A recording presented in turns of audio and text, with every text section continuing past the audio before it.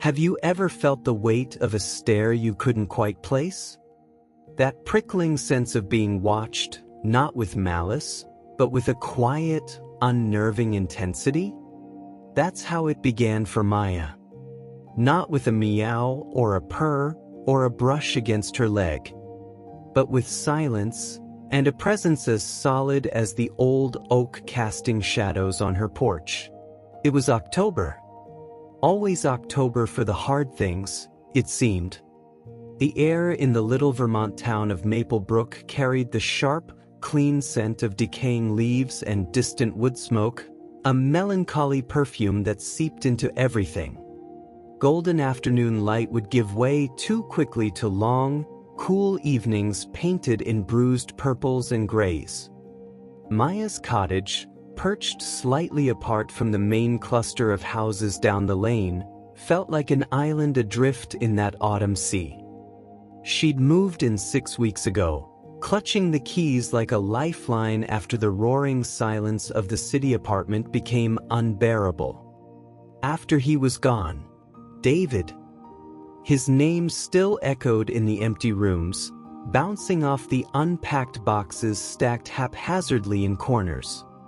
2 years since the aneurysm ripped him away between one heartbeat and the next, yet the grief felt fresh-scraped, raw as the exposed granite ledge behind the cottage. Moving here was supposed to be healing, a fresh start amidst the maples and the quiet. Instead, the solitude amplified the hollowness inside her. She moved through the small rooms, kitchen, living room, the 2 big bedroom, like a ghost haunting her own life. Making tea felt like climbing a mountain. The cheerful chirp of morning birds outside the window sounded like a cruel joke. She was adrift, a boat untethered in a vast, indifferent ocean. Guilt gnawed at her, guilt for surviving, guilt for the paralyzing numbness that alternated with crushing waves of sorrow, guilt for not being able to do the healing everyone assured her would come. Then, he appeared. It was on the 3rd Tuesday of October, dusk settling like damp velvet. Maya was washing the single plate from her solitary dinner, staring out the kitchen window at the darkening woods beyond her overgrown backyard. A movement caught her eye, not a deer, not a raccoon. Something lower, closer to the ground. She wiped a circle of condensation from the cold glass. There, on the edge of the worn porch boards, just beyond the weak circle of light cast by the fixture beside her front door, sat a cat. He wasn't small. A solid mass of thick, charcoal gray fur striped with darker charcoal, like storm clouds made flesh. He sat utterly still, facing her door, not the woods. His posture wasn't relaxed. It was alert, almost regal. Guarded. He didn't look at her window. His entire focus was fixed on the weathered oak door, as if expecting something or someone to emerge. Maya held her breath, the dishcloth forgotten in her hand. She'd seen strays before, skittish creatures that bolted at the slightest sound. This one radiated a different energy, an unnerving stillness, a purpose. She flicked off the kitchen light, hoping the sudden darkness wouldn't spook him. He didn't move. Minutes ticked by, marked only by the frantic thudding of her own heart and the faint sigh of wind through the pines. She crept closer to the window, peering through the gloom. Details emerged slowly. One ear, the left one, was ragged, torn nearly in half at the tip, a stark white scar cutting through the gray fur. His muzzle was broad, giving his face a rugged, weathered look. And his eyes, when he finally shifted his head the slightest fraction, catching the faint ambient light, Maya saw them. Large, luminous orbs of a green so deep and intense it seemed to hold its own light. Ancient eyes. eyes that had seen things. They held no fear, only a profound, unblinking watchfulness fixed on her door. He wasn't asking for entry. He wasn't begging. He was guarding. Who was he? Where had he come from? Why her door? The questions fluttered like trapped moths in Maya's chest, a strange counterpoint to the heavy grief. For the first time in months, her internal landscape wasn't entirely consumed by David's absence. There was something else now. An outside presence. A mystery. He stayed until full dark claimed the porch. Maya only knew he'd left because when she dared to peek again, the space where he'd sat was empty, just a patch of worn wood bathed in the weak porch light. She felt an absurd pang of loss. The cottage seemed quieter, emptier than before. She locked the door, checked it twice, the familiar ritual feeling suddenly inadequate. That night, sleep was elusive. The wind rattled the old window panes, mimicking the sound of claws on wood. Every creak of the settling house made her heart jump. Was he out there? Watching? Guarding? Against what? She pulled David's old sweater tighter around her shoulders, the familiar wool smell bringing a fresh sting of tears. But beneath the sadness, a tiny, almost imperceptible thread of something else stirred. Curiosity. A flicker of connection to the world outside her cocoon of grief. The next evening, as the October light began to bleed away again, Maya found herself hovering near the kitchen window earlier than necessary. She pretended to organize spices she didn't use. She wiped down the already clean counter. Her gaze kept drifting to the porch. Dusk deepened. Shadows pooled. And then, like a shadow detaching itself, he was there. Exactly the same spot. The same rigid posture.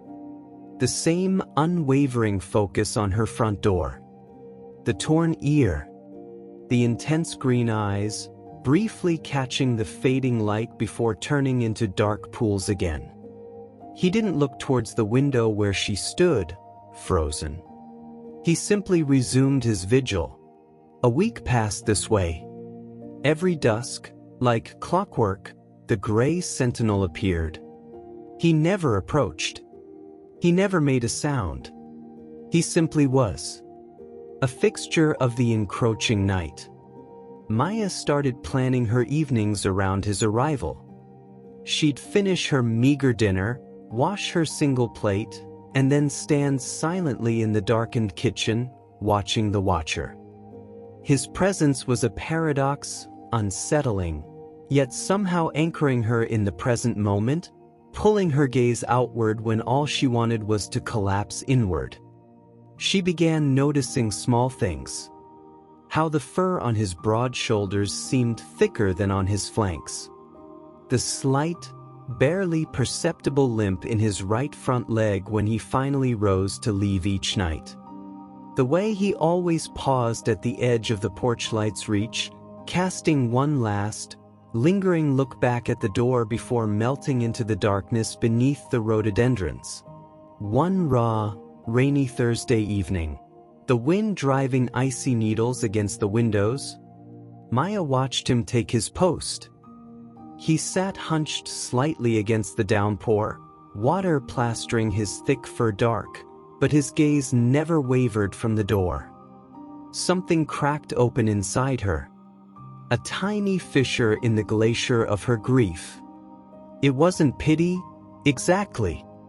It was a recognition.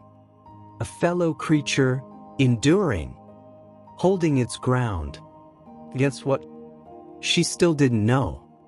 But the sight of him, steadfast in the cold rain, guarding a door that led only to her loneliness, undid her. Tears she hadn't been able to cry for weeks welled up, hot and sudden.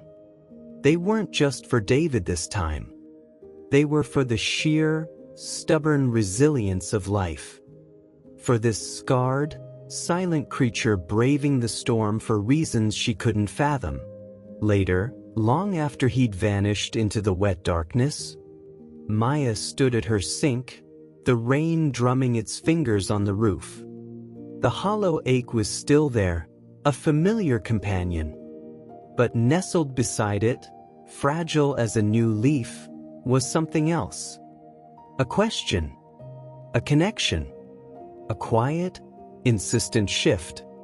The world outside her grief had pressed in, embodied in a pair of ancient green eyes watching her door. And for the first time in 2 long years, Maya found herself not just enduring the night, but waiting for it. Waiting for the silent guardian who appeared with the dusk. Something, she sensed with a tremor deep in her bones, had irrevocably begun. The rain didn't stop for 3 days. A relentless, cold October deluge that turned the dirt lane to mud soup and painted the world outside Maya's windows in endless, dripping shades of gray. Inside, the air felt thick with the damp chill of the stone cottage walls and the heavier, more familiar chill of her own inertia. Yet, something had shifted. A tiny, almost imperceptible crack in the ice. It manifested in a new, quiet ritual. Every evening, as the light began its slow surrender to dusk, Maya found herself drawn not just to the window, but to the cupboard beneath her sink. On the 4th evening of rain, driven by that image of the gray cat hunkered down against the downpour, his unwavering gaze fixed on her door, Maya had done something impulsive. She'd taken one of David's old, chipped cereal bowls, the one with the little bluebirds he'd always used for his midnight ice cream, and filled it with water. Then, heart pounding with a ridiculous mix of apprehension and defiance against her own isolation, she'd cracked open the front door just wide enough to slide the bowl onto the dry patch beneath the overhanging porch roof, near where he always Saturday. She'd retreated quickly, locking the door and pressing her back against it, listening.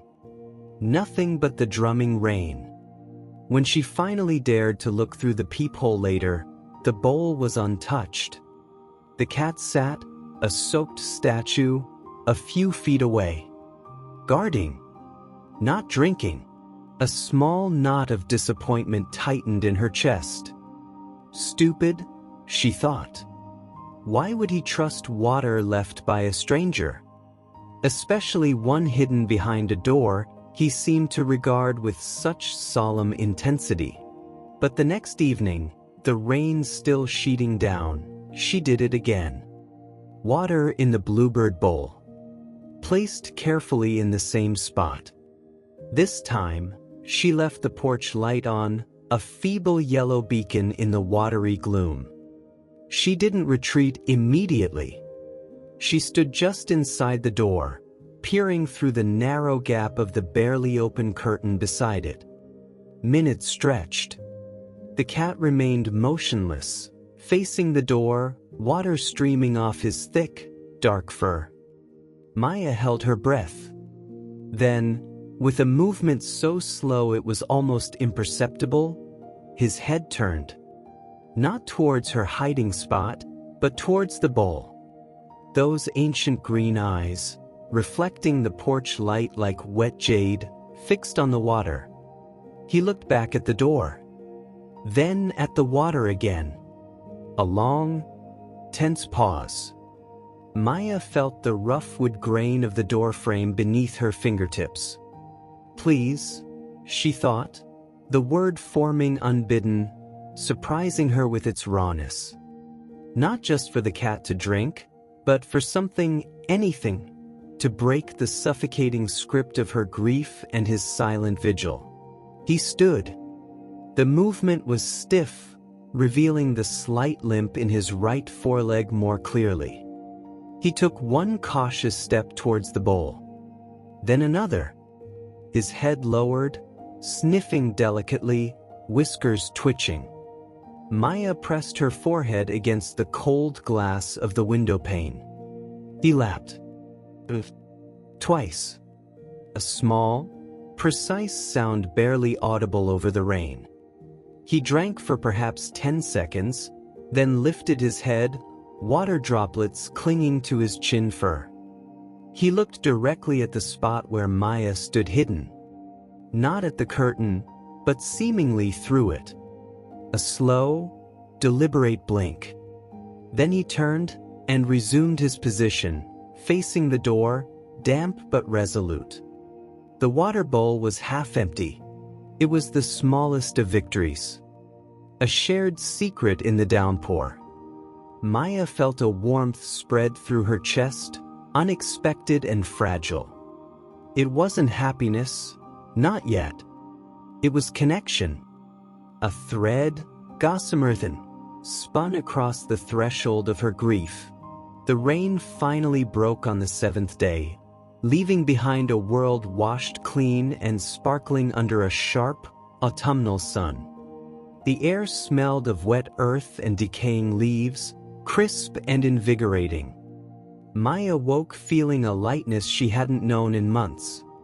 It wasn't the absence of sadness. David's sweater was still draped over the chair beside her bed, his scent faint but present, but the presence of something else. Anticipation. For dusk, that evening, she placed the bluebird bowl of water again. And beside it, tentatively, she added a small saucer. On it, she crumbled a piece of leftover roasted chicken from her own meager dinner. The scent, even through the door, was rich and promising. She retreated to her kitchen window vantage point, pulse fluttering like a bird against her ribs. He arrived as the last rays of sun gilded the tops of the maple trees. He paused at the edge of the porch, sniffing the air. His gaze went first, as always, to the door. Then it flickered to the new offering beside the water bowl. He approached with the same cautious deliberation. Sniffed the chicken. Looked at the door. Sniffed again. Maya held her breath. He ate. Not ravenously, but with a quiet purpose, taking small, neat bites. When he finished, he meticulously cleaned his face with a large, rough-looking paw. Then he sat back, facing the door once more, but this time, his posture seemed infinitesimally less rigid. Less guarding a fortress, perhaps, and more, keeping watch over something valued. The offering became a ritual. Water always. Food sometimes, bits of chicken, flaked tuna from a can, a spoonful of plain yogurt. He never meowed for it. Never scratched at the door. He simply appeared at dusk, accepted what was given with quiet dignity, and maintained his vigil. But Maya began to notice subtle shifts. The space between him and the door seemed to shrink, inch by imperceptible inch, over the following nights. He started lingering a few moments longer after eating, sometimes sitting sideways, one green eye still trained on the door, the other scanning the darkening yard. Guarding, yes, but perhaps also resting? Trusting the space enough to let his vigilance soften, just a fraction? One unusually mild evening, the air holding a last, gentle breath of fading summer, Maya felt a reckless courage bloom. Instead of placing the food and water and retreating, she opened the door just a crack wider than usual. Not enough to step out, but enough to let the cool, leaf-scented air flow in. She stood there, half hidden behind the door itself, the bowl of water and saucer of tuna resting on the porch boards just outside. The cat froze. His entire body tensed, ears swiveling forward, those intense green eyes locking onto the sliver of her visible behind the door. Maya didn't move. Didn't speak. just breathed, slowly, trying to project calm she didn't entirely feel. The seconds stretched, thick with unspoken assessment. His gaze was penetrating, unnervingly intelligent. He wasn't scared, she realized. He was evaluating, weighing her presence against whatever purpose brought him here night after night. Slowly, deliberately, he stood. He didn't approach the food immediately. Instead, he took 2 steps closer to the door. Close enough now that Maya could see the intricate pattern of darker stripes in his charcoal fur, the way the scar on his ear pulled the skin taut, the faint dusting of lighter gray on his broad chest. She could smell him, not unpleasant, a warm, musky scent of fur and damp earth and wildness. He stopped, perhaps 3 feet away. He looked directly at her visible eye. And then he did it again. That slow, deliberate blink. Eyes closing for a long moment, then reopening, his gaze steady. Maya's breath caught. She'd read about that, years ago, in some forgotten article about cats. A slow blink. A sign of trust. Of comfort. Of affection? Tears pricked unexpectedly at her eyes. Without thinking, she mirrored him. Slowly, deliberately, she closed her eyes and opened them again. A silent conversation across the threshold. He held her gaze for another heartbeat. Then, as if satisfied, he turned and walked calmly to the tuna. He ate. Maya remained in the doorway, the cool air washing over her, the scent of cat and autumn filling her senses. She watched the powerful muscles move under his thick fur as he ate. Watched the careful way he avoided putting full weight on his right front leg. Watched the ragged ear twitch at a distant night sound. He wasn't just a stray. He was a creature with a history etched into his body, just as her grief was etched into hers. After he finished, he didn't immediately return to his usual spot facing the door squarely.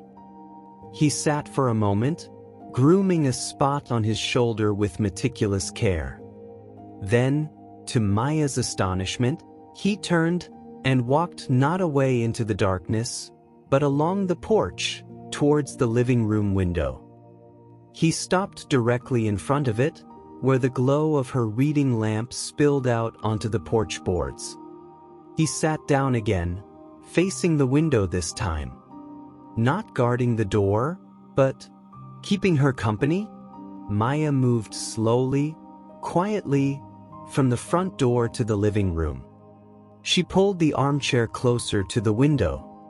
She picked up the book she'd been failing to read for weeks. And she sat down. She didn't look directly at him through the glass. She kept her gaze on the pages, though the words swam. But she could feel him there. A solid, silent presence just beyond the pane. She could see the outline of his ears, the curve of his back, the tip of his thick tail resting on the wood. He wasn't looking in at her, she realized. He was facing outward, towards the yard, his profile a watchful silhouette against the deepening blue of the evening. Guarding her now? Or guarding the space that contained her? She didn't know. But the feeling was profound. For the first time since David died, she didn't feel entirely alone in the room. The silence wasn't empty, it was shared. She found herself reading a whole page. Then another. The tight band of grief around her chest felt looser, just a little. She looked up. He had shifted slightly, turning his head so one luminous green eye caught the light from the window. It seemed to look straight at her. Another slow blink. Maya blinked back, a smile touching her lips for the first time in what felt like years. It felt strange on her face, and used muscle stretching. Later, when the night had grown fully dark and the chill seeped through the glass, she saw him rise. He stretched, long and luxurious, front legs extended, back arched, the picture of feline grace momentarily overcoming his rugged appearance and limp. He walked back towards the front door, pausing briefly to touch his nose to the now empty bluebird bowl. Then he stepped off the porch and vanished into the shadows beneath the rhododendrons. Maya remained in the chair, the book forgotten in her lap. The cottage wasn't silent anymore. It held the echo of a presence, the memory of slow blinks exchanged, the warmth of being watched over. The next day, while sorting through a box of David's old sweaters she'd brought but couldn't bear to unpack, Maya found a thick, soft fleece blanket he'd used in his workshop. It smelled faintly of sawdust and his cologne. That evening, after placing the water and food, chicken again, she did something new. She carefully folded the fleece blanket and placed it on the dry porch boards, near where the cat usually sat after eating, right next to the living room window. He arrived. Drink. Then he noticed the blanket. He approached it cautiously, sniffed deeply. His body language shifted, a subtle loosening, a faint rumble, almost too low to hear, vibrating in his chest. Not a purr of pure contentment, Maya thought, but something deeper, more resonant. Recognition? Comfort? He stepped onto the blanket, turned in a slow circle once, twice, pressing down with his paws. Then he settled, curling his large body into a compact circle of gray fur. He rested his broad head on his paws, his gaze, for the first time since she'd known him, not fixed rigidly on the door or scanning the yard, but half closed. At peace. Guarding? Yes, but resting. Trusting the blanket. Trusting the space she had offered. Maya sat in her armchair, the lamp casting a soft pool of light around her. She watched the slow rise and fall of his breathing, visible even through the glass. The scarred ear twitched occasionally at night sounds. The weight of David's absence was still there, a familiar ache in her bones. But layered over it, woven through the silence, was something new. Not a replacement, never that, but a companion on the long road of grief. A silent, scarred, fiercely loyal presence who had chosen her threshold. Who accepted her offerings. Who blinked slowly in the dusk. Who now slept on a blanket that smelled of her lost love. She reached out, her fingertips brushing the cold glass, tracing the outline of his sleeping form in the dim light. A connection, wordless and profound, hummed between them. He wasn't hers. She didn't know if he ever would be. But he was there. And in his stubborn, silent vigil, in his acceptance of her small gifts, in the simple fact of his sleeping form on David's blanket, Maya felt a fragile tendril of hope take root. Not that the pain would vanish, but that she wouldn't have to bear it entirely alone in the quiet dark. The guardian at her door had become, in ways she couldn't yet articulate, a keeper of her fractured peace. And the mystery of why he was there. That question, once merely curious, now pulsed with a deeper, more personal urgency. Who was he guarding? And from what? The answers felt closer, somehow, wrapped in the quiet rhythm of his breath just beyond the glass. The rhythm they'd settled into was fragile, beautiful, and utterly consuming.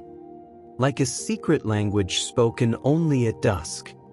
The gray cat, Maya had started tentatively calling him Silas in her mind, an old name that suited his gravitas, became the axis around which her quiet evenings spun. He'd arrive with the fading light. She'd place the bluebird bowl of water, the saucer with its small offering, chicken remained the favorite, and David's fleece blanket near the living room window. Silas would eat with quiet dignity, drink, sometimes blink slowly at her through the glass, and then curl onto the blanket. His vigilance remained, but softened. He'd rest his head on his paws, one ear perpetually tuned to the night, the other relaxed. Guarding? Yes. But also belonging? Maya began to believe, with a cautious, burgeoning hope, that this was their new normal. A shared peace carved out on the porch of her grief. Then, on a night sharp with the first real bite of November frost, everything changed. Maya had been sorting mail earlier, a chore she usually avoided. Bills, flyers, and then an official-looking envelope from a development company she didn't recognize. Maplebrook Estates, the letterhead proclaimed in crisp, impersonal type. Her eyes skimmed the legalese, her breath catching in her throat. Proposed expansion, adjacent parcels, potential impact on property values, public hearing. The words blurred. The quiet lane, her cottage nestled among the trees, the sense of sanctuary she'd painstakingly begun to rebuild, it was all under threat. New houses? Crowding in? The thought sent a wave of claustrophobic panic through her. This place, Silas's place, it couldn't be disrupted. Not now. She'd shoved the letter aside, the familiar numbness warring with a fresh spike of anxiety. That evening, her movements were jerky as she prepared Silas's offerings. The air crackled with cold, each breath visible. She placed the water, the chicken, the blanket. Silas arrived moments later, his thick fur fluffed against the chill. He ate, but less deliberately than usual. His movements seemed distracted, tense. Maya watched from the living room window, her own anxiety mirrored in the stiff set of his shoulders. Instead of settling onto the blanket after eating, he paced the length of the porch. Short, restless strides. His head swiveled constantly, those intense green eyes scanning the darkness beyond the porch light with renewed intensity. Not just watching, Maya realized with a prickle of unease. Searching. Hunting. He stopped abruptly near the far corner of the porch, where the siding met the foundation of the cottage. It was a spot usually deep in shadow, away from the windows and door. He lowered his head, sniffing the ground intently. Then, he did something Maya had never seen him do. He raised his right front paw, the one with the slight limp, and began to scratch deliberately at the wooden porch floorboards. Not the frantic scratching of a cat at a litter box, but a focused, rhythmic scrape, scrape, scrape. The sound was unnerving in the frozen silence. Sharp, insistent. He dug with surprising power, his claws catching on the old, weathered wood. Maya's breath hitched. What was he doing? Was there a mouse? The smell? But he didn't seem interested in catching anything. He scratched for a full minute, then paused, sniffed the spot again, and let out a low, guttural sound that was neither a meow nor a growl. A rumble of pure frustration. Or distress? He resumed scratching, more vigorously now, the slight limp making the motion uneven but no less determined. Scrape, scrape. Scrape. Silas! Maya whispered the name aloud for the first time, her voice barely a breath against the window pane. He didn't react. Utterly absorbed in his task. The sound grated on her already frayed nerves, amplified by the letter burning a hole in her thoughts. It felt like an intrusion, a violation of their fragile peace. An omen. The scratching became his new nightly ritual, layered onto the established routine. He'd eat, drink, acknowledge Maya with a blink if she was visible, and then, inevitably, he'd pad to that same corner. Scrape, scrape, scrape. Sometimes for 5 minutes, sometimes for 10. Always focused, always ending with that low, frustrated rumble. Maya tried shining a flashlight from inside, but the angle was wrong. She saw nothing but worn boards and dust. She considered going out, but something held her back. The intensity in his posture felt private, sacred, almost, and deeply unsettling. What lay beneath that spot? Why was it so important? The external threat mirrored the internal tension. The public hearing notice arrived, setting a date just 3 weeks away. Maya felt paralyzed. The thought of speaking in front of strangers, of fighting for her solitude, was overwhelming. She'd retreated into herself after David's death, and the prospect of stepping back out into the noisy, demanding world felt like being flayed alive. The cottage, Silas's nightly presence, it was her cocoon. The development felt like a wrecking ball swinging towards it.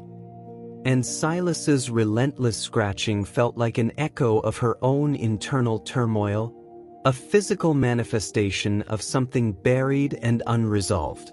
One raw, windy night, desperation gnawing at her, Maya made a decision.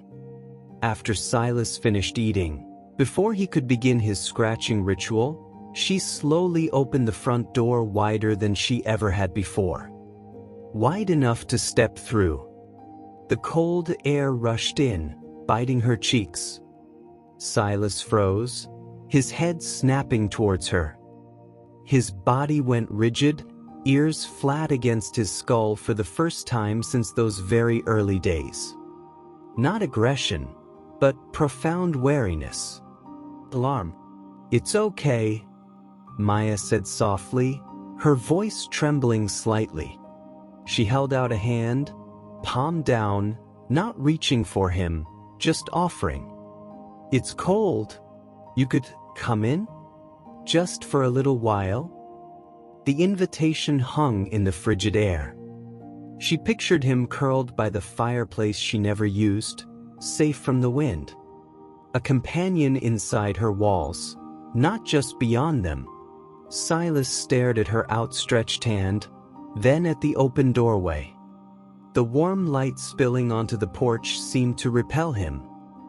His gaze flickered past her, into the dimly lit hallway of the cottage. And then, something extraordinary happened. A low growl vibrated deep in his chest, a sound Maya had never heard from him. It wasn't directed at her, she realized with a jolt. It was directed inside. At the cottage itself. His green eyes, wide and dilated, fixed on the entrance with unmistakable refusal. Fear? He took a deliberate step backwards, away from the door, away from her invitation. His tail lashed once, a sharp, agitated movement. Then he turned abruptly and bolted, not towards his usual path under the rhododendrons, but off the side of the porch, vanishing into the deeper shadows at the side of the house. Gone. Without his usual lingering look. Without touching the water. Without scratching. Maya stood frozen in the open doorway, the cold seeping into her bones. Rejection. Sharp and unexpected. She'd offered sanctuary, warmth, the next step in their fragile bond, and he'd fled as if she'd threatened him. The growl echoed in her mind. Not at her, but at the space behind her. What inside her home had elicited that reaction? The numbness she'd fought so hard against threatened to swallow her again, amplified by the looming development threat and this new, bewildering rift with Silas. The fragile peace was shattered. He didn't come the next night. Maya placed the food, the water, smoothed David's blanket. She waited by the window until long after dark, the cold seeping through the glass. Nothing. Only the sighing wind and the oppressive silence of the empty porch. The absence was a physical ache, deeper than she'd anticipated. Had she frightened him away permanently? Had her clumsy attempt at connection severed the delicate thread between them? The letter from the developers lay on the table, a stark reminder of another impending loss. The scratching corner seemed to mock her in the moonlight, a silent question mark on the worn boards. The following evening brought sleet, icy pellets rattling against the windows. Maya's heart felt like lead. She placed the offerings mechanically, no longer expecting him. She was turning away from the window when a movement caught her eye. Silas. He stood at the very edge of the porch light's reach, half hidden by the large hydrangea bush. He wasn't approaching. He was simply watching the cottage, watching her window. Water plastered his fur dark, making him look gaunt, vulnerable. His expression was unreadable from the distance, but the set of his body screamed tension. Guarding, still. But from afar, the sight undid her. The weeks of grief, the anxiety over the development, the crushing guilt over frightening him, the profound loneliness of his absence, it all crashed over her in a suffocating wave. Hot tears spilled over, blurring his distant form. She pressed her forehead against the cold glass, her shoulders shaking with silent sobs she couldn't contain. She cried for David, for the home she might lose, for the silent guardian who seemed lost to her now, and for the terrifying, overwhelming uncertainty of it all. She cried until her chest ached and her breath came in ragged gasps. When she finally lifted her head, wiping her eyes with a trembling hand, she gasped. Silas was there. Not at the edge of the light, but directly outside the living room window. Close. So close she could see the sleet beading on his whiskers, the damp fur clinging to the lines of his face. He stood perfectly still, water dripping from his chin, those ancient green eyes fixed on her tear-streaked face with an intensity that stole her breath. There was no judgment, no wariness now, only a deep, profound witnessing. He'd seen her unravel. He'd seen her raw. For a long moment, they simply looked at each other through the rain-streaked glass. The frantic scratching, the growl, the flight, it hung between them, unresolved. But this shared moment of vulnerability felt like a different kind of connection. Deeper, perhaps, than the slow blinks and the shared meals. He took one step closer, his wet nose almost touching the glass where her hand had been. He didn't blink slowly. He just looked into her, as if seeing the core of her sorrow, her fear, her desperate need for the sanctuary he guarded.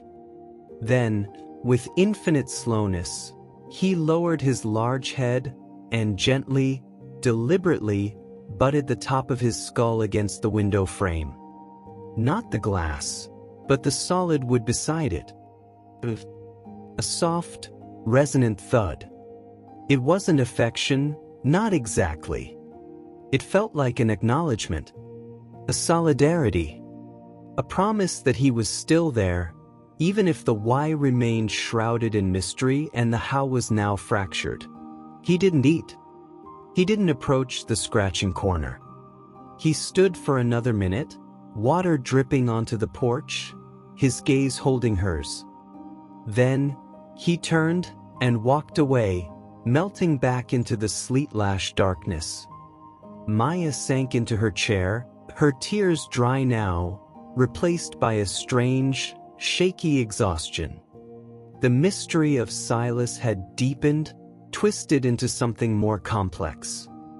His refusal to enter, his fear of her doorway, the frantic scratching, it wasn't just curiosity anymore. It was a puzzle wrapped in her own grief and fear. And the letter on the table, the threat to their fragile world, made solving it feel terrifyingly urgent. The silent guardian was still keeping his watch, but the night felt charged now, heavy with unspoken secrets and the looming shadow of change. The scratching corner waited, a silent siren call she could no longer ignore. The sleet turned to a hard, freezing rain that coated the world in a treacherous, glassy shell. Inside Maya's cottage, the air felt thick with the residue of her breakdown and Silas's silent, rain-drenched vigil. His thud against the window frame echoed in her bones, a sound more profound than any meow. An anchor thrown in her storm. He hadn't returned to his blanket, hadn't eaten the offerings she still placed with trembling hope each dusk, but he was there, watching from the shadows, guarding. The mystery of the scratching corner, his refusal to enter, the looming development hearing, they coalesced into a suffocating pressure behind her ribs. She couldn't breathe. She couldn't wait. The public hearing was in 5 days. The letter sat on her kitchen table, the crisp print screaming its threat. Maplebrook Estates. Proposed development. Parcel 7B. Her cottage. Silas's porch. His scratching corner. The thought of bulldozers, strangers, noise, lights, invading the fragile sanctuary where Silas kept his watch, where he'd finally rested on David's blanket, it ignited a panic she hadn't known she possessed. It wasn't just about losing a house.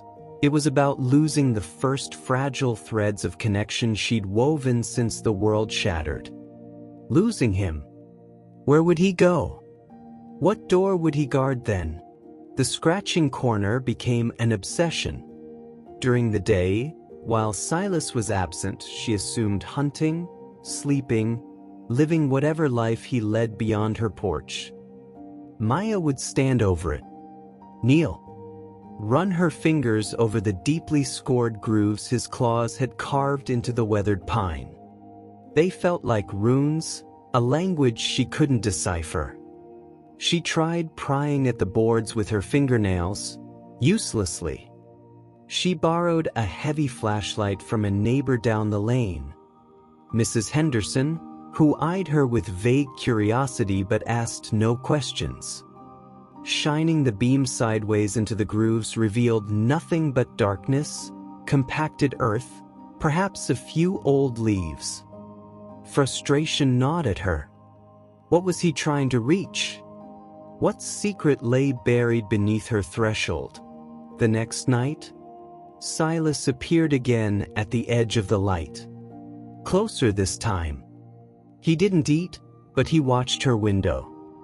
Maya sat rigidly in her chair, the beam of Mrs. Henderson's flashlight heavy in her lap. An idea, reckless and desperate, formed. If he wouldn't come in, if he was guarding against something inside, what if she brought the inside out? Not sanctuary, but investigation? Shared purpose? Heart hammering against her ribs, she moved. Slowly, deliberately, she picked up the flashlight. She walked to the front door, unlocked it. The cold air rushed in, sharp as a blade. She didn't open it wide. Just enough to slide the heavy flashlight out onto the porch, its beam switched off. She placed it carefully, deliberately, right beside the deeply scarred corner Silas scratched every night. A tool. An offering of a different kind. Then, she retreated quickly, locking the door, pressing herself against it, peering through the peephole. Silas froze. His gaze snapped from her window to the flashlight, then to the scratching corner. His body tensed, ears swiveling forward. He took a cautious step towards it, sniffed the cold metal casing, looked back at the door, then at the corner. He nudged the flashlight with his broad head. It didn't move. He nudged it again, harder. Then, with a suddenness that made Maya jump, he hooked a claw under its ridged handle and dragged it, scraping loudly, directly over the scratched spot. He positioned it precisely, the lens aimed downwards at the grooves. He looked at the door. Then, with one large paw, he batted the power switch. Nothing happened. Maya's breath caught. Of course. The switch was stiff. Silas batted it again, harder. A sharp click. A powerful beam of light erupted, illuminating the deeply gouged wood, the dust motes dancing in its glare, and, critically, plunging deep into the narrow gap between two floorboards. Silas immediately lowered his head, his intense green eyes following the beam, peering intently into the crack. He let out that low, frustrated rumble again, deeper this time. Then, he looked directly at the peephole. A demand. Hands shaking, Maya fumbled for her own flashlight inside. She ran to the living room window, the one closest to the corner.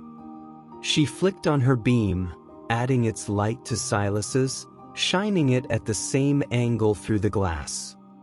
The combined illumination was stark, revealing the details the daylight hid. Deep in the shadowed crevice, caught on a protruding nail head or a splinter, something glinted dully. Not metal, but leather? A small, dark shape, wedge-tight. Maya squinted, pressing her face against the cold glass. It looked familiar. Horribly, heartbreakingly familiar. A shape she'd searched for in vain months ago. A shape she'd wept over losing. David's pocket watch. The cheap, brass-cased one he'd carried every single day of their 20 years together. The one he'd been wearing when it happened. The paramedics had said it wasn't found at the scene. Maya had turned their apartment upside down, convinced it must have fallen off, desperate for one last piece of him. She'd never found it.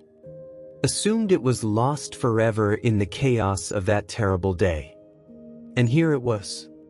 Wedged beneath the porch floorboards of a cottage he'd never seen, guarded by a cat he'd never known. The revelation hit her like a physical blow. She staggered back from the window, the flashlight clattering from her numb fingers onto the floor. Her legs gave way, and she sank to her knees on the cold hardwood, the breath ripped from her lungs. Not a gasp, but a silent, agonized wrenching. Images flooded her. David checking the time with that familiar flick of his wrist, the worn leather strap, the comforting tick-tick-tick she'd listened for when he napped on the couch. The paramedics lifting him, the watch missing from his vest pocket, her frantic search later amidst the suffocating silence of their empty home. The symbol of his constant presence, lost. And Silas had known. Known it was there. Known it mattered. His scratching wasn't random. It was retrieval. A desperate attempt to reach what belonged to the man whose scent lingered on the blanket he slept on, whose absence filled the space behind the door he guarded every night. A sob tore from her throat, raw and guttural. Then another. She crumpled forward, forehead pressed to the cold floor, her body racked with tremors. 2 years of dammed-up grief, confusion, guilt, the terror of the development, the profound mystery of Silas, it all erupted. She cried for David, for the watch lost and now found in the most impossible way, for the unbearable loneliness, for the sheer, inexplicable wonder of this scarred creature who seemed to bridge the chasm between her world and David's lost one. She cried until there were no tears left, only dry, heaving shudders that felt like they might break her apart. A sound pierced the haze of her anguish. Not the wind, not the sleet. A soft, insistent scraping at the front door. Not claws on wood like the frantic digging. This was different. Deliberate. Rhythmic. Scritch, scritch, scritch. Maya lifted her head, her vision blurred, her face swollen and aching. The sound came again. Scritch, scritch, scritch. From the bottom of the door, where a cat might paw. Slowly, mechanically, she pushed herself up. Her legs felt like water. She stumbled to the door, her hand trembling violently as she turned the deadbolt. Then the handle. She pulled it open, just a crack. Silas stood there. Not on the porch, but on the top step, facing her. Sleet glistened on his thick fur, matting it dark. His intense green eyes met hers, holding her shattered gaze without flinching. In the beam of the flashlight he'd turned on, still illuminating the corner, she saw it clearly. Held gently between his teeth, not clenched, but cradled, was David's pocket watch. The worn leather strap dangled. He'd done it. He'd finally retrieved it from the crevice his claws couldn't quite reach alone. He took one step forward, across the threshold she'd once opened too wide. Not entering, but bridging the gap. He carefully, so carefully, lowered his head and placed the watch on the worn welcome mat just inside the door. Right at her feet. A small, wet circle darkened the fabric where his nose touched it. Then he looked up at her, his gaze holding hers. No slow blink this time. Just a profound, unspoken understanding that vibrated in the frigid air between them. This was why. This was the thing behind the door he guarded. Not the structure, but the memory. The lost piece of the man whose scent was woven into the fabric of this place Maya now inhabited. Silas hadn't been guarding her door. He'd been guarding David's memory, embodied in that lost watch, buried beneath the threshold. A sound escaped Maya, not a sob, but a choked whimper of pure, overwhelming recognition. She sank to her knees again, not in collapse this time, but in reverence, reaching out with trembling hands towards the watch, towards the cat. Silas didn't retreat. He watched her pick up the cold, damp brass casing. She clutched it to her chest, the familiar weight a devastating comfort. She could almost hear the ghost of its ticking. Then Silas did the unexpected. He took one more step, fully onto the welcome mat now, still within the doorway, not venturing further inside. He leaned forward, his broad, wet head heavy with purpose, and pressed it firmly, deliberately, against her knee. Not a nudge. A solid, grounding pressure. The warmth of him, even through her jeans, seeped into her skin. A physical anchor in the storm of her emotions. His deep, rumbling purr started, not the soft vibration of contentment she'd faintly heard on the blanket, but a powerful, resonant thrumming that seemed to emanate from his core, vibrating up through her own bones. A sound of profound effort, of shared burden, of knowing. He understood her grief because he carried his own vigil for the man connected to that watch. They were two lost souls, bound by absence, guarding the doors to their respective pain. Maya's hand, still clutching the watch, moved of its own accord. She rested it lightly on his wet head, between his tattered ears. The fur was cold and damp, thick, brittle. He didn't flinch. He pressed harder against her knee, the purr deepening, a tangible lifeline. She bowed her head, her tears dripping onto his fur, mingling with the sleet.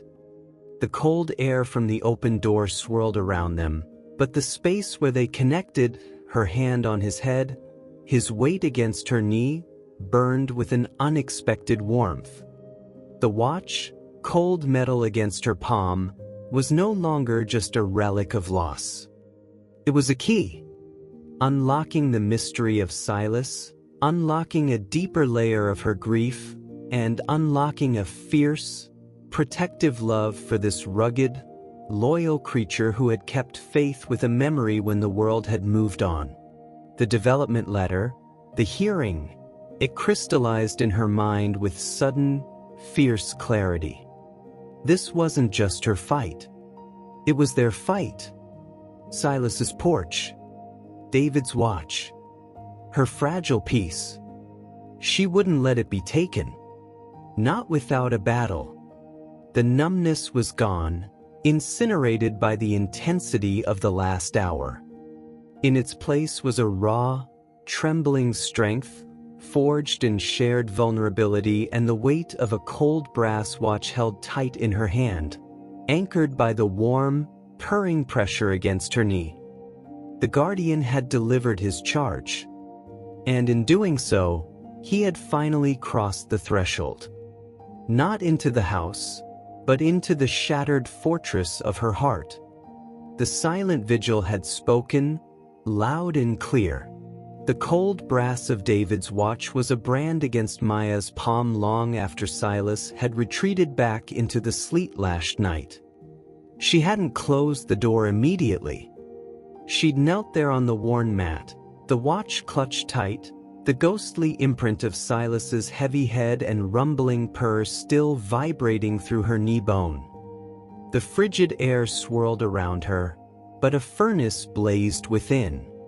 Grief, terror, wonder, and a fierce, unfamiliar protectiveness, they warred and fused into a single, molten resolve. The development wasn't just a threat to her cottage. It was a threat to the sacred grounds Silas guarded, to the fragile bridge built over David's memory, to the first fragile shoots of life pushing through her frozen grief. The next morning dawned brittle and clear, the world encased in ice from the freezing rain. Maya moved through the cottage differently.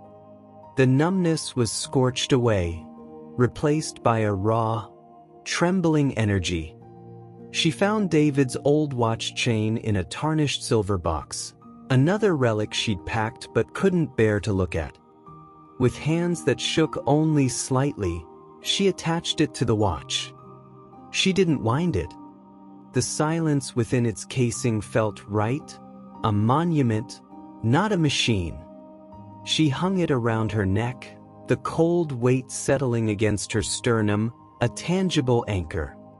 Silas's gift. David's presence. Her purpose. She placed Silas's offerings as usual that dusk: water, a generous portion of chicken, David's fleece blanket smoothed near the window. Her heart hammered against the watch. Would he come? After the raw intimacy of the night before, after crossing the threshold not into the house, but into the core of her pain? The light faded. Shadows pooled. And then, like a shadow coalescing, he was there. Not at the edge of the light. Not hesitant. He walked directly onto the porch, his gait steady despite the icy patches, the slight limp a familiar cadence. He paused, his intense green eyes finding hers through the glass. A slow, deliberate blink. Maya blinked back, her breath catching. The connection hummed, stronger now, woven with shared secrets. He ate, drank, but lingered only briefly on the blanket.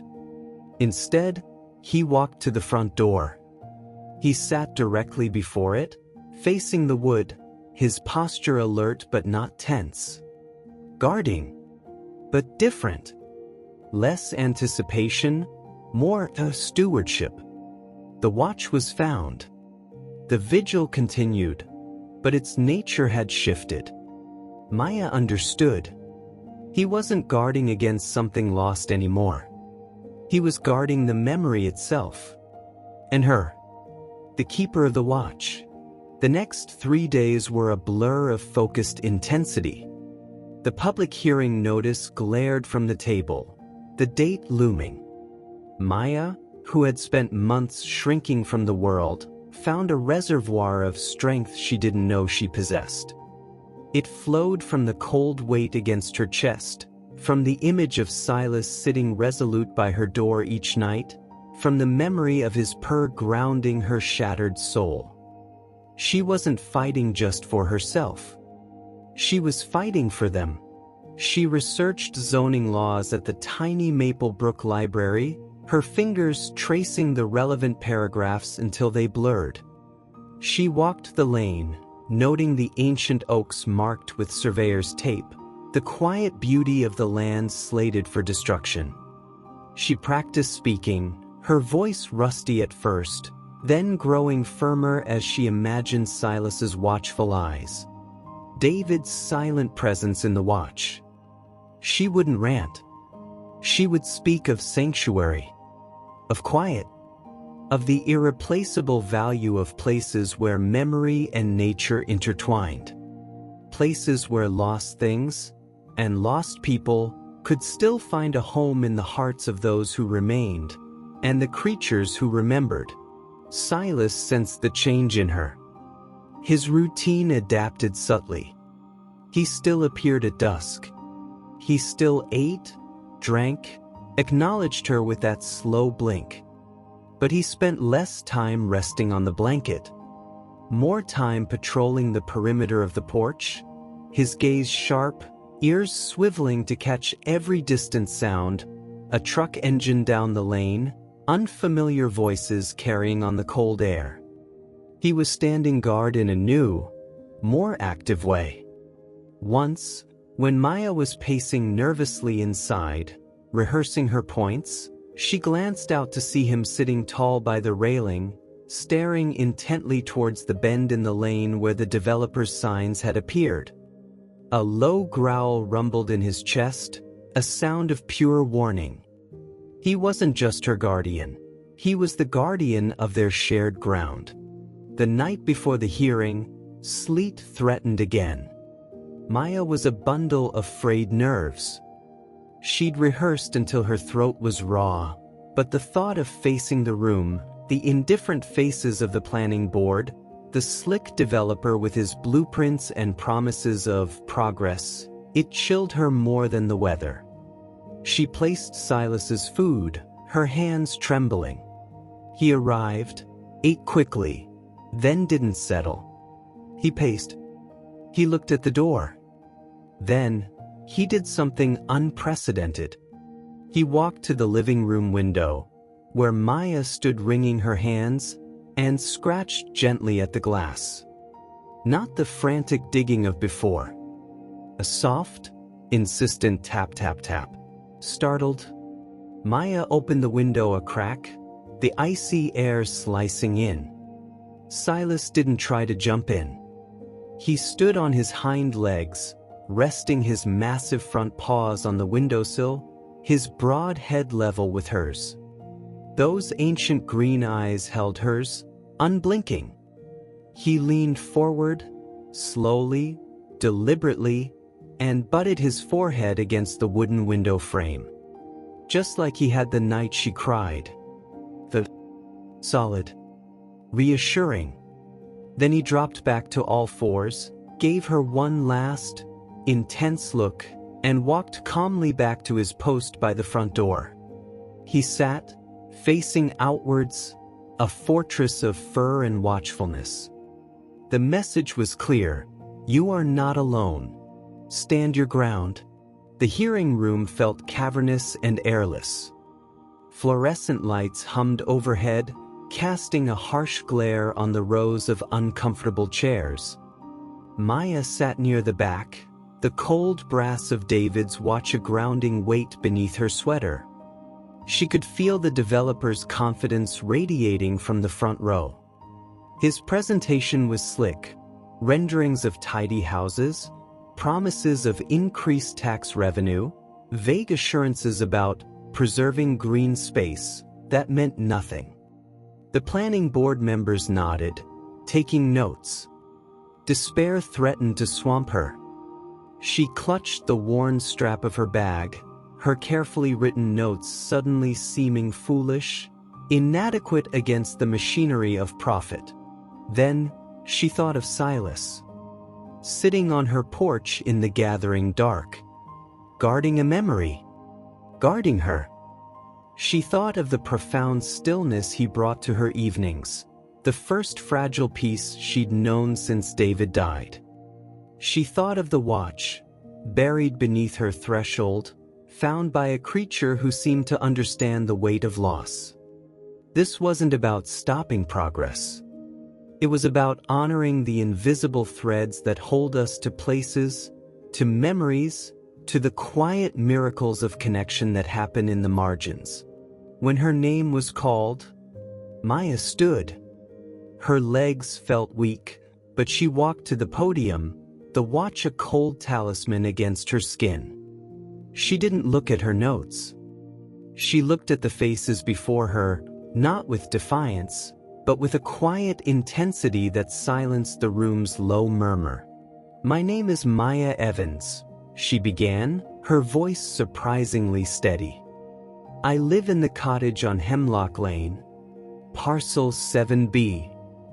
She took a breath, feeling Silas's imagined presence beside her, the weight of David's memory at her throat. "I moved there seeking quiet, seeking a place to remember, to grieve." She didn't elaborate. The raw honesty in her words needed no embellishment. "It's not just a house to me. It's become a sanctuary. And that sanctuary isn't just mine." She paused, gathering the image of the gray sentinel on her porch. "There's a creature, a cat, who chose my porch. Night after night, through rain and sleet, he sat guard. Not for food, not for shelter, but for something else. Something lost." She touched the watch beneath her sweater. "He found it, buried beneath my doorstep. A piece of my husband." A collective intake of breath rippled through the room. Maya pressed on, her voice gaining strength. "That lane, those trees, that quiet, it's not just land. It's where memories settle. Where lost things can still be found. Where broken hearts can learn to beat again, watched over by creatures who understand loyalty better than we do." She looked directly at the planning board. Progress is important. But so is sanctuary. So are the places where the wild and the wounded can find peace. Where a cat can guard a memory, and a widow can learn to breathe again. "Please, don't pave over that." She sat down.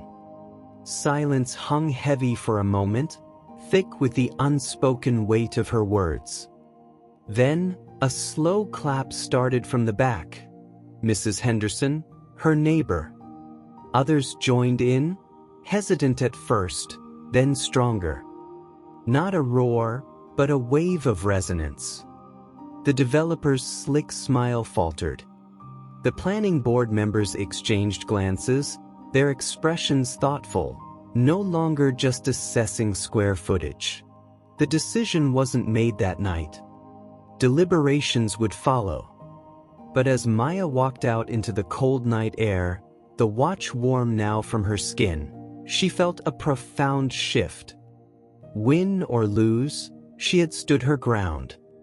She had spoken her truth, woven from grief, mystery, and the silent loyalty of a scarred gray cat. She had fought for their sanctuary. Silas was waiting when she turned onto her lane. Not on the porch, but sitting calmly in the middle of the dirt path, illuminated by her headlights. He watched her car approach, then stood, tail held high. As she pulled into her drive, he walked alongside the car, escorting her home. He followed her to the porch, waited while she unlocked the door, then sat in his usual spot, facing out. Guarding. But when Maya stepped inside, leaving the door open just a crack behind her, she heard a soft sound. Not scratching. Not a growl. A sigh. Deep, resonant. A sound of satisfaction? Relief? She placed his food. He ate. Then instead of patrolling, he walked directly to the living room window. Maya opened it a crack again. He didn't rise on his hind legs this time. He sat below the sill, looking up at her. Then, slowly, deliberately, he closed his eyes. Not a blink. A long, slow closing, holding it for several seconds before opening them again. A benediction. An acknowledgement. You did well. He settled onto David's blanket, curling into a tight circle. His breathing deepened quickly into sleep, a soft rumble starting in his chest. The watchfulness remained in the slight twitch of his scarred ear, but it was the sleep of a creature who had shared a burden, and found it lighter for having been shared.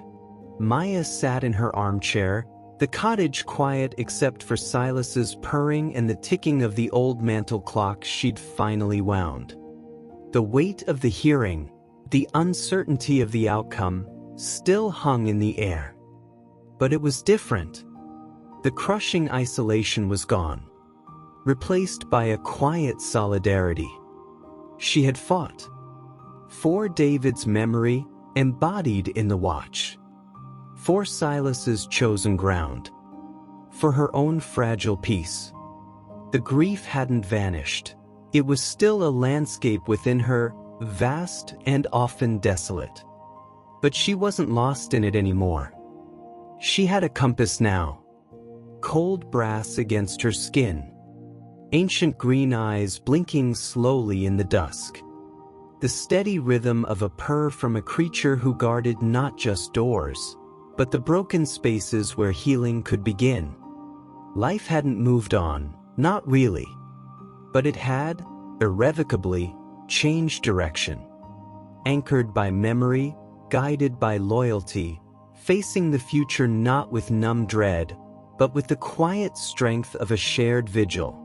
The planning board's decision arrived 2 weeks later, typed on crisp letterhead that felt cold and impersonal in Maya's hands.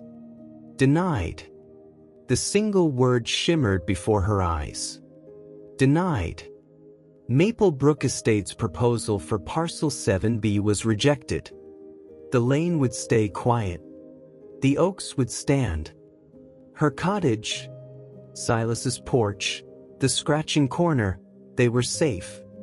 She sank onto the front step, the November sun weak but warm on her face, the brass watch cool against her skin beneath her sweater. Relief flooded her, so profound it felt like a physical unclenching, a release of breath she hadn't realized she'd been holding for months. She looked towards the rhododendrons, half expecting Silas to emerge, sensing the shift. He didn't. He kept his own hours, appearing only with the dusk. But the victory felt undeniably shared.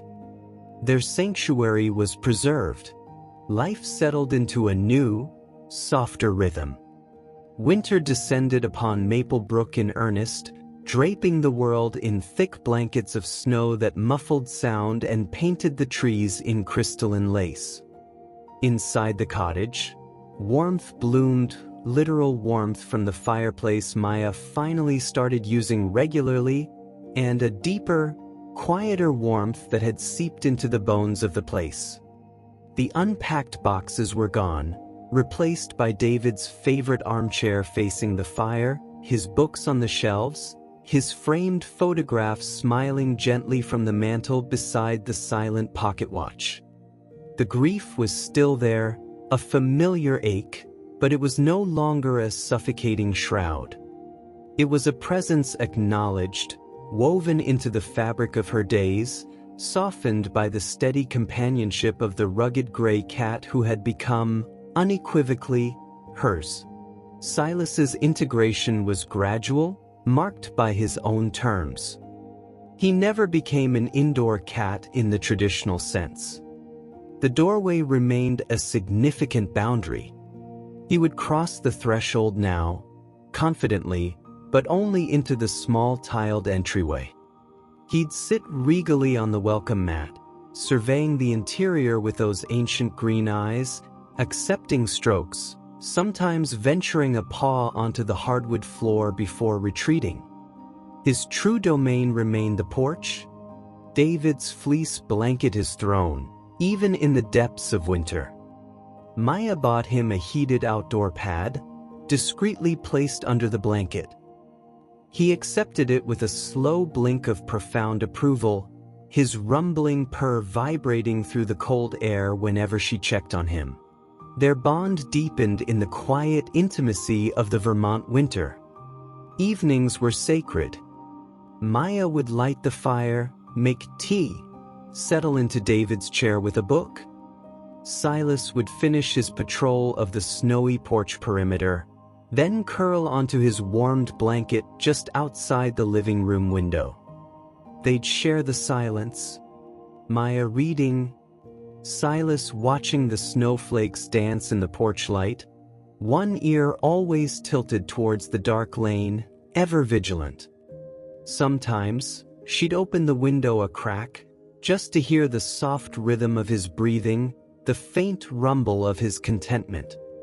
She began talking to him, not expecting answers, but sharing fragments of her day, memories of David, her worries, her small joys. He'd listen, his eyes half closed, occasionally offering a slow blink or a soft MRT of acknowledgement. It wasn't conversation, but communion. A silent understanding that transcended species. She learned his small language. The subtle flick of his ragged ear meant a car was approaching long before she heard it. The low growl, rarely heard now, was reserved for the occasional bold raccoon venturing too close. The headbutt against the window frame was a greeting, a demand for attention, or, sometimes, she fancied, a shared joke. She discovered his fondness for the specific crinkly sound of the salmon treat bag, the way he'd meticulously lick every trace of yogurt from the saucer, the blissful expression when she brushed the thick winter undercoat from his flanks, tufts of gray fur floating like smoke in the firelight. One frigid January night, the temperature plummeting far below zero, Maya woke with a start.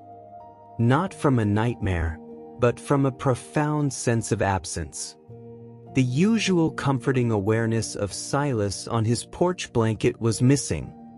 A cold dread seized her. She threw back the covers, grabbed David's thickest sweater, and hurried to the living room window. The porch light revealed his blanket, empty. The snow beyond was undisturbed. Panic, sharp and primal, clawed at her throat.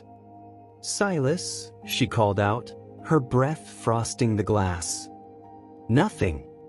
Only the howl of the wind. She unlocked the front door, the cold hitting her like a physical blow. "Silas!" Her voice was swallowed by the frozen night. She scanned the porch, the steps, the skeletal shapes of the rhododendrons weighed down by snow.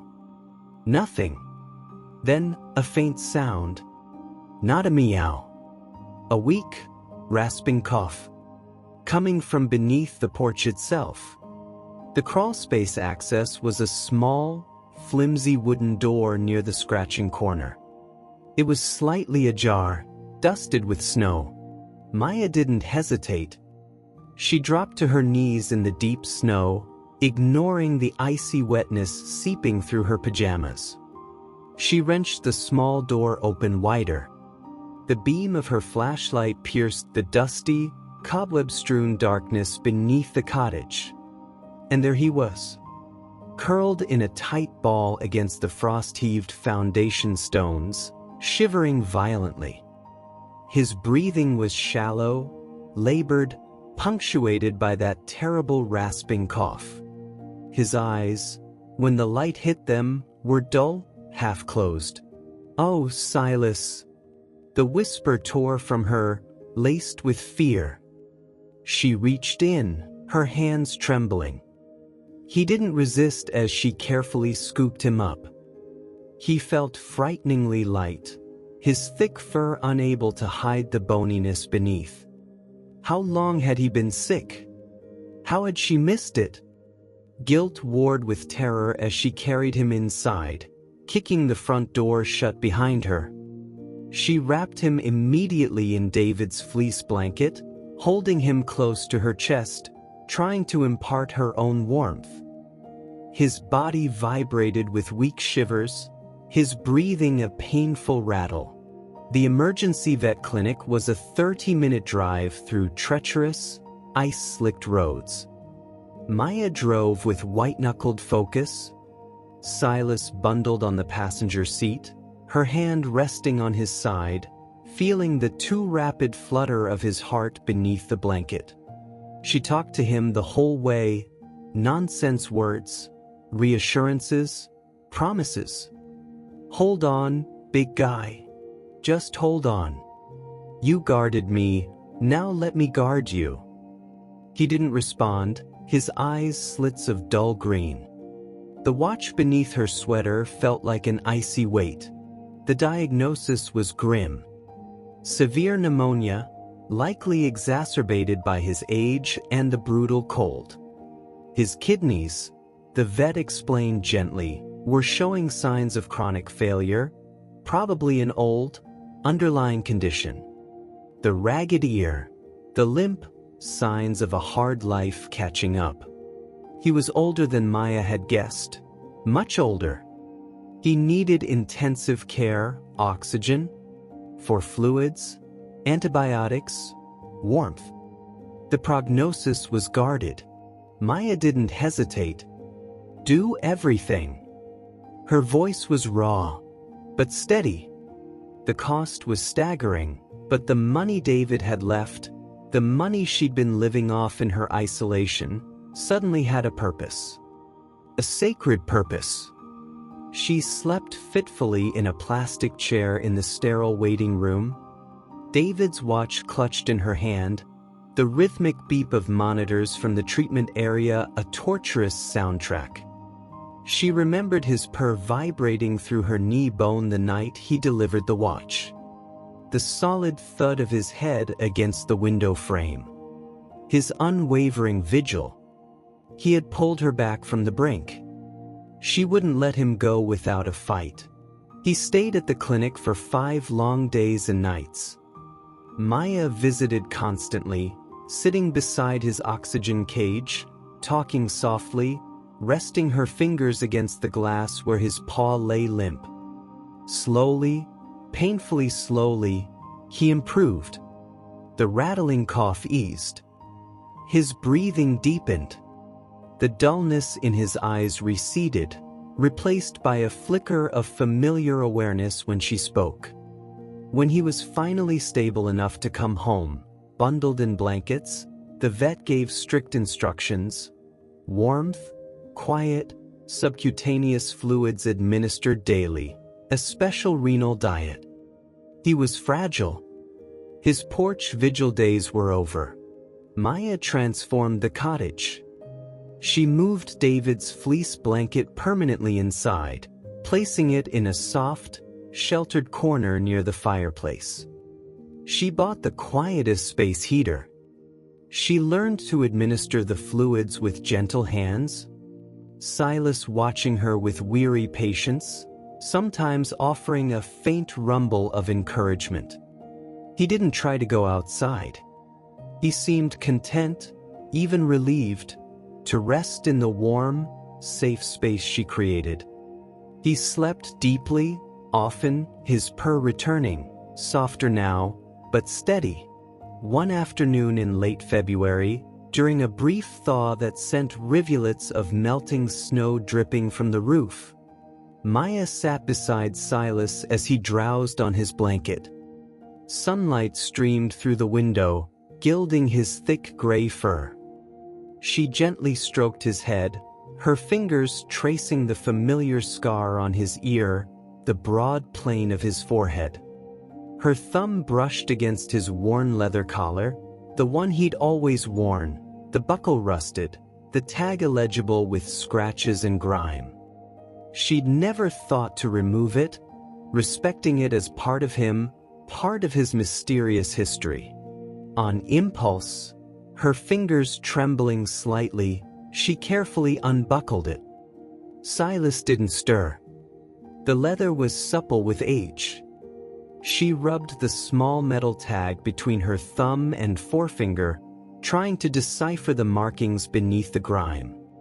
She fetched a soft cloth and a drop of olive oil, working gently.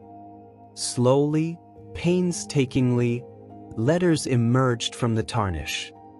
Not a phone number, not a name, just two words, deeply engraved, almost worn smooth, always David. Time stopped. Maya's breath caught. She stared at the tag, then at Silas, sleeping peacefully in the sunlight. Always David. The words echoed in the silent room, resonating with the silent watch against her skin. It wasn't just a coincidence. It wasn't just a watch he'd found. This cat, this scarred, ancient guardian, he had belonged to David. Or David had belonged to him. But David had never mentioned a cat. They'd lived in the city apartment. But David had grown up only a county over. Had Silas been a childhood companion? A cat from his parents' farm, perhaps? Or a stray David had secretly befriended during walks in the park near his old office, visits Maya never knew about? The possibilities swirled, dizzying. The torn ear, the limp signs of a life lived fiercely, independently, yet tethered by an unbreakable bond. The pieces clicked into place with heartbreaking clarity. Silas's nightly vigil wasn't random. He hadn't just chosen her door. He'd been searching for the scent of his person. He'd found her, grieving the same loss. He'd guarded the door, perhaps hoping David would emerge. He'd scratched at the corner, driven by some feline instinct or perhaps a scent lingering near the foundation, leading him to the watch.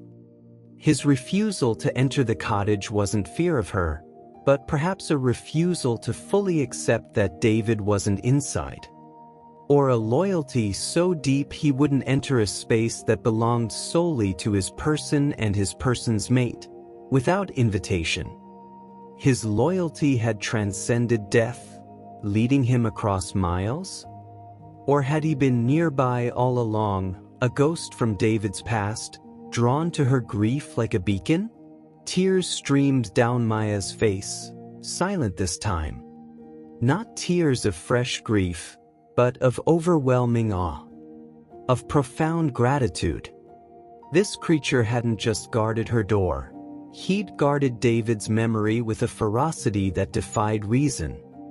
He'd bridged the gap between her world and David's. He'd delivered not just a watch, but a piece of David's hidden heart. Always David. The words were a testament to a love Maya hadn't known existed, a silent pact between man and cat that had endured beyond the grave. She carefully rebuckled the collar around Silas's neck, the worn tag resting against his fur. She leaned down and pressed a kiss to the broad space between his ragged ears. "Thank you," she whispered, her voice thick. "Thank you for finding me. Thank you for watching over him and me." Silas sighed deeply in his sleep, a long, contented exhalation, his purr strengthening for a moment. He knew. She was sure of it. The revelation changed everything, yet changed nothing. Silas was still Silas. Maya was still Maya. But the connection between them was now illuminated by a deeper, more sacred light. He was David's final gift to her. And she was David's promise kept to him, a safe harbor, warmth, love in his final seasons. The watch around her neck and the tag on his collar were twin emblems of a love that had woven them together, threads from David's life binding them in the quiet aftermath. The mystery of the guardian was solved, replaced by a story more beautiful, more heartbreaking, and more enduring than she could have ever imagined. He hadn't just guarded her door. He'd carried David's love across the threshold of death and laid it gently at her feet. Spring didn't so much arrive in Maple Brook that year as it gently unfolded. Like a worn, cherished blanket slowly shaken out beneath a kinder sun. The relentless grip of winter eased, not with fanfare, but with a quiet persistence. Snowbanks, once formidable and deep, retreated into glistening, shrinking islands, revealing the dark, rich earth beneath, a promise kept. Tiny, defiant spears of green crocuses, snowdrops, pushed through the cold mud near the cottage foundation, precisely where Maya had watched Silas guard his vigil through sleet and darkness. Inside, time stretched and contracted not by the clock's indifferent tick, nor the silent watch warming against Maya's skin, but by the profound, measured rhythm of Silas's existence beside the hearth. His recovery from the pneumonia's brink was a fragile, breathing miracle. The vet's words echoed, "Old, very old, kidneys failing. Cherish the time." The signs were etched deeper now. The way his once powerful shoulders seemed slightly more angular beneath the thick gray fur, the longer pauses before rising, the deeper, more resonant quality of his sleep. The ragged ear, the stiff leg, the weary body, they were the topography of a long, fiercely lived journey. Yet, the revelation of the worn collar tag, "Always David," had ignited a quiet fire within him, a luminous serenity in those ancient green eyes. He wasn't just enduring. He was present, anchored by a purpose fulfilled, a loyalty witnessed. Maya's world narrowed and expanded simultaneously. It narrowed to the sacred rituals of care. The precise measurement of his renal food, the careful warming of the saline bag for his subcutaneous fluids, the gentle slide of the needle beneath his thick pelt, her murmured reassurances a counterpoint to his soft, accepting rumble. It expanded into the vast landscape of shared memory. As she administered the fluids, her hands steady with practiced tenderness, she spoke to him of David. Not the sanitized memories she'd locked away, but the vibrant, messy, human ones. The disastrous attempt at homemade pasta that coated their tiny apartment kitchen in flour. David's terrible habit of whistling off-key to old jazz records. The way he'd get utterly lost in a book, oblivious for hours, a trait Silas seemed to mirror in his sunbeam contemplation. The profound, wordless comfort of simply sitting together on a rainy Sunday, hands intertwined. Silas listened, his gaze unwavering, the rumble in his chest deepening, vibrating through her fingertips. It wasn't just acknowledgement. It felt like recognition, like David's spirit was conjured in the space between them, woven into the quiet understanding passing between woman and cat. The watch around her neck and the tag on Silas's worn collar weren't just objects. They were conduits, binding them across time to the man they had both loved, each in their own irreplaceable way. She pondered the mystery, the how. David, raised on the Henderson farm just 30 miles down the valley, had Silas been a half-wild barn cat, a fierce shadow David had secretly befriended as a lonely boy, sharing scraps and quiet companionship under the vast Vermont sky? Or perhaps, during those early, rootless years before Maya, when David spoke of traveling for work with a vague distance, he'd found this independent soul in some forgotten corner of the world, forging a silent pact in shared solitude? The specifics dissolved like mist in sunlight. The immutable truth resided in the engraved words, in the retrieved watch, in the unwavering devotion that had led Silas across miles or years to her grieving doorstep. David had been loved by this creature with a ferocity that transcended distance, time, and the finality of the grave. Silas hadn't guarded her door. He'd guarded the very essence of David, the echo of his laughter, the scent of his presence. In finding her, he'd ensured that echo resonated not in emptiness, but in a heart ready, however broken, to receive it. He had been David's silent promise, now kept. True spring announced itself one luminous April morning. Sunlight, potent and golden, streamed through the clean cottage windows, painting dazzling rectangles on the polished wood floor. Birdsong, riotous and jubilant, filled the air, a vibrant counterpoint to the deep peace settling within the walls. Maya had thrown open the living room window wide, inviting the sweet, damp perfume of thawing earth and burgeoning life to mingle with the scent of wood smoke and old books.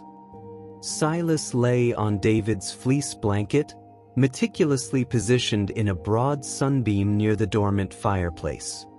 He seemed different that morning, brighter, more there, his gaze unusually sharp and clear. He'd eaten a little more, licking the special food bowl with deliberate care. When Maya settled beside him on the sun-warmed floor, her back against the armchair, he didn't just watch her. He lifted his majestic, heavy head with surprising ease and slowly, deliberately, butted it against her knee. The same solid, grounding impact as that life-altering night he delivered the watch. A tear escaped Maya's eye, tracing a warm path down her cheek, landing silently on the thick fur between his battle-scarred ears. She let it rest there. "Beautiful morning, my friend," she whispered, her voice thick with unspoken emotion. Just the kind David loved best. Full of light. Full of beginnings. Her hand moved to stroke the broad, familiar plane of his forehead, fingers tracing the ragged notch of his ear, then lingering on the worn leather collar. "Always David." Silas sighed then, a deep, resonant exhalation that seemed to originate from the very core of his being, a sound of utter contentment, of perfect peace. He turned his great head slightly, his luminous green eyes meeting hers fully. They held no trace of pain, no flicker of fear or confusion. Only a profound, immeasurable calm, and a depth of knowing that seemed to encompass not just his own long life, but the threads connecting them all. He blinked slowly, deliberately, the pale inner lids sweeping down and up with infinite grace. Maya blinked back, her vision swimming. "I know," she breathed, the words barely audible over the joyful birdsong outside. "Oh, Silas, I know." His gaze held hers, a silent communion stretching across seconds that felt like eternity. Then, with a quiet dignity that stole her breath, he lowered his magnificent head back onto his crossed paws, settling into the heart of the sunbeam. His eyes drifted closed, not with the heaviness of sleep, but with the serene finality of surrender. A journey completed. His breathing slowed, deepened into a tranquil rhythm, then grew softer, fainter, like the gentlest sigh of wind through new leaves. Maya kept her hand resting lightly on his head, feeling the sun's warmth on her skin, the incredible softness of his thick fur beneath her palm, the delicate, fading tremor of life within him. She felt it. The precise, sacred moment when the quiet rhythm ceased. Not a cessation, but a release. A final, peaceful sigh settling into profound stillness. A deep, resonant silence descended upon the cottage. It wasn't the hollow, echoing silence of grief she'd known before Silas. This silence was full, weighted with the immensity of love witnessed, vibrating with the honor of loyalty fulfilled, saturated with the peaceful completion of a vigil held with unwavering devotion until its very end. Maya didn't move. She remained seated on the sunlit floor, her hand a tender weight on his still head, the watch of familiar, comforting pressure against her heart, the exuberant birdsong outside a poignant, beautiful requiem. Tears flowed then, not the torrential storm of before, but a quiet, steady stream, carving paths of light down her face, dripping onto the fleece blanket that had been his sanctuary. These weren't tears of shattering loss. They were tears of awe, of gratitude so vast, so profound, it pressed against the confines of her chest. This scarred, noble creature had been David's secret heart. David's final, most profound gift. Silas hadn't merely crossed her threshold to deliver a watch. He had crossed it to deliver her. From the suffocating abyss of grief. From the desolate prison of solitude. He had shown her, with every slow blink, every rumbling purr, every steadfast night on the porch, that love does not die with the last breath. It transforms. It finds new vessels. It echoes in the unwavering gaze of a guardian, resonates in the worn weight of a watch, and beats anew in the quiet, resilient chambers of a heart learning, slowly, to embrace life again. Later, when the sunbeam had traveled across the floor, leaving Silas in soft shadow, Maya moved with ceremonial slowness. She carefully, reverently wrapped his large, peaceful form in the fleece blanket that smelled of him, of David, of countless evenings of quiet companionship. She cradled him, this precious weight, close to her heart, and carried him out into the awakening garden. To the spot where the brave crocuses bloomed brightest, near the gnarled roots of the old oak tree that had witnessed his silent vigils. The earth was soft, yielding. She buried him deep, whispering words of love and gratitude into the cool, dark soil. Then, with a final act of profound connection, she carefully unclasped David's brass pocket watch from around her neck. Its familiar weight felt different now. A circle closing. She placed it gently in the grave beside him, nestled against the blanket. "Keep each other company," she murmured, her voice raw but clear, carried on the spring breeze. "Until my path finds yours again." She smoothed the earth, patting it tenderly. No grand stone marked the spot. She placed only a smooth, sun-warmed river rock she and David had found years ago on a forgotten hike, its surface worn perfect by time and water. It was enough. It was everything. Life continued its quiet flow in Maple Brook. The lane remained blessedly peaceful, the developer's shadows banished for good. Maya's cottage was still a sanctuary, but the silence within it had been irrevocably transformed. It was no longer empty, but occupied, filled with the palpable warmth of memory, with the lingering echo of a deep, rumbling purr, with the ghostly sensation of a solid head butting her knee, with the profound peace of a vigil completed with honor. She planted a young lilac bush beside the river rock. Its blooms, when they came, would be fragrant and generous, a living testament to loyalty, to remembrance, to the enduring sweetness of love returned.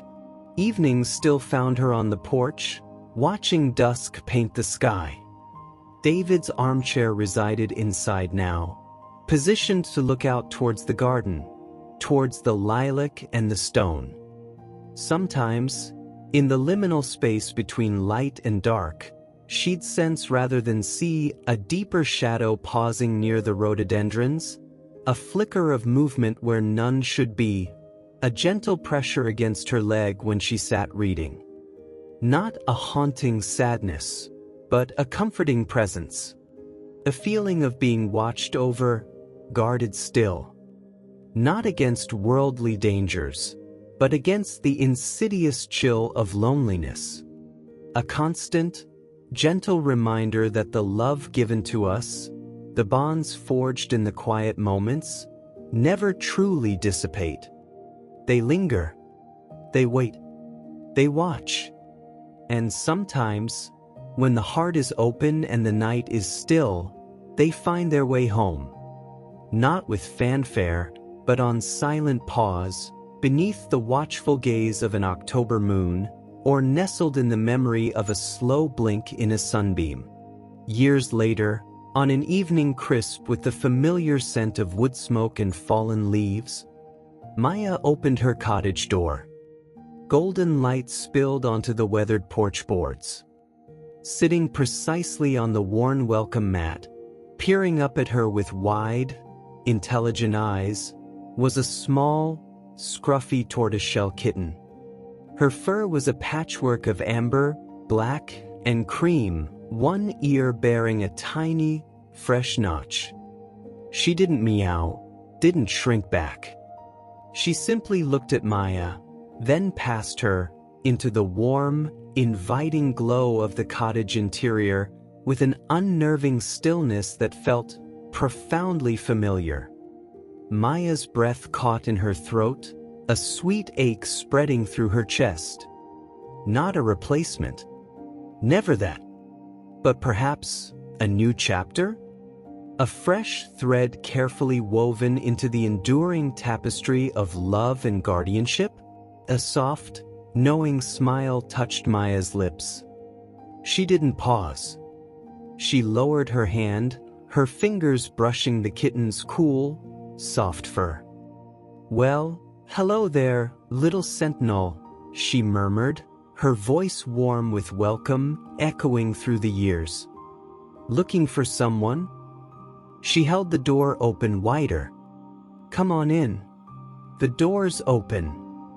And as the tiny creature hesitated for only a heartbeat before stepping cautiously, determinedly, across the threshold, drawn by the scent of safety, of warmth, of home, Maya felt the familiar, comforting weight of the river rock memory against her heart. Not the watch, but its essence. And in the stillness of the moment, she felt it again. The gentle, resonant pressure of a purr. Not audible in the air, but vibrating deep within her own soul, a timeless echo of love circling back. Quietly, insistently, on small, dusty paws. The vigil, it seemed, was a legacy. and the door would always be open. If this story touched your heart, show some love. Smash that like button. Did Silas remind you of a special guardian in your life? Tell us about them in the comments below. We read every single one. Share this journey with someone who needs a reminder about love's quiet miracles. You never know who needs to hear it today. Want more deeply moving, true animal stories that feel like a warm hug? Hit that bell icon to turn on notifications and never miss an upload. We post powerful news stories every single day. Subscribe our channel for your daily dose of hope, healing, and the extraordinary bonds we share with the creatures who choose us. Because sometimes, the greatest love stories arrive on silent paws.